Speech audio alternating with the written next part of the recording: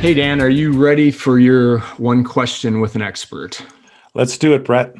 Awesome. All right. So it's one question, maybe a couple parts for you, but why is WinBack so important to a growing B2B startup? Well, one of the biggest things about WinBack is that so many of your people will come back. And when you figure out how to win them back, and by the way, on average, about 25%, 1 in 4 do come back. And when they do come back, they're worth more than the first time around. Okay. So it is worth trying to get these people back.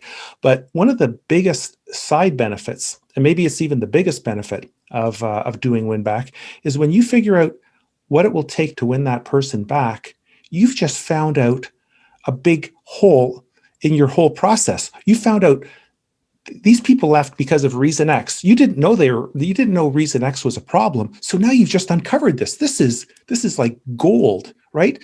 You've got this blind spot and you've just shone a bright, shiny light in that blind spot. So now you can take that idea or that strategy or that place where that reason for why people were leaving, put that into your regular retention process or your expansion or your regular retention process, or part of your retention protocols.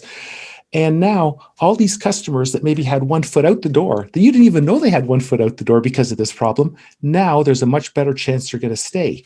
So now you've done that first round you've got the lowest hanging fruit of the customers who left, the easiest ones to win back. There's that one problem. Right. So now you do it again. So there's a bunch of people who didn't come back. So there's that 75% who didn't come back. So you go and you start interviewing some of those people. What did we do? What else could we do? Blah, blah, blah. And whatever the biggest answer you get, or the answer from the biggest clients that you want to win back at, address that, see if that wins some of them back. If it does, now you've just found another problem in your retention process.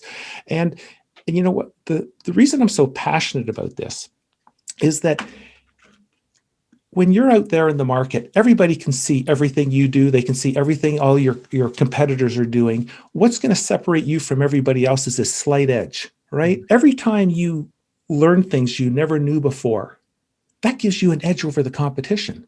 Right? Does that make sense what I'm saying about the slight edge when everybody? Okay. Yeah, 100%. There's so much value, especially in the startup world. Because again, I split my time in the early part between enterprise and startup. And I think most of the time we think about win back for startups, it's every customer counts. I need every customer back.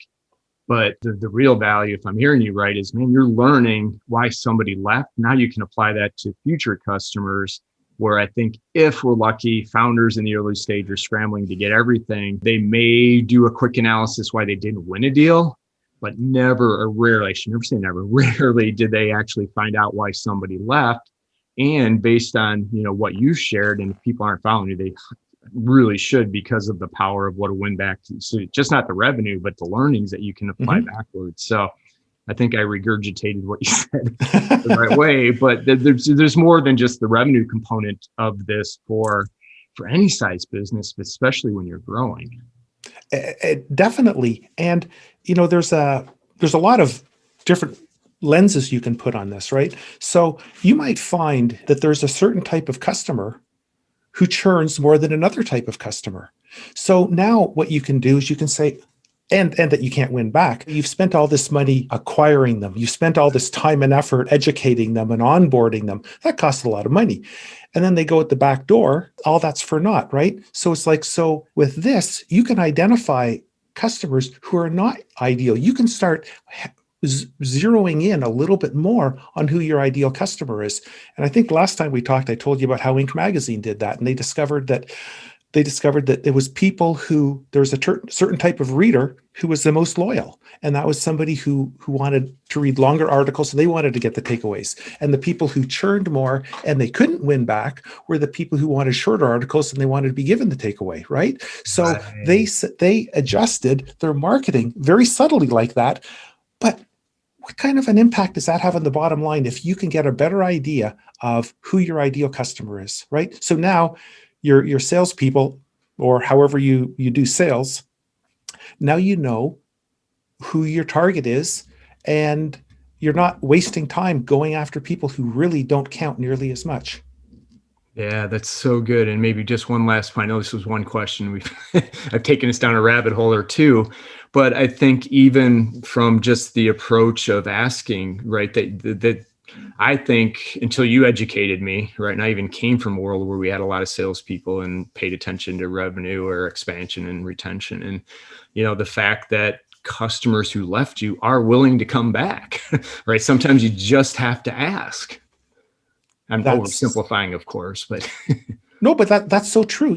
We think that gone today means gone forever. We think that, oh, they left because they don't like us. Well, they could have left because some competitor wooed them away with big promises and they never delivered, and they feel embarrassed that they left you, and they need to be invited back and made to feel welcome.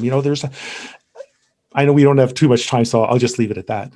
no, this was fantastic. And like I said, I love this segment of one question and get a little bit deeper on it. And so encourage folks to go back, and I'll link to the full episode of our podcast to go super deep in WinBack. But man, if you guys as a founder aren't paying attention to this tactic and strategy, build it in early. It's going to pay dividends for you down the road. So again, as always, thank you, Dan. Appreciate your time and expertise. And we'll catch you next time. Thanks so much, Brett. Take care. Thanks.